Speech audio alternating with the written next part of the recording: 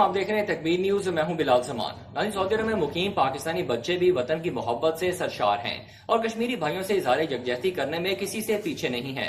जद्दा में मुकीम पाकिस्तानी बच्चों वरीहा, यासीन और बासिल ने समुद्र की तह में जाकर कश्मीरियों के हक में नारे लगाए और इस तरह अक़वाम आलम की तवज्जो कश्मीर की जानिब मबजूल करवाने की कोशिश की।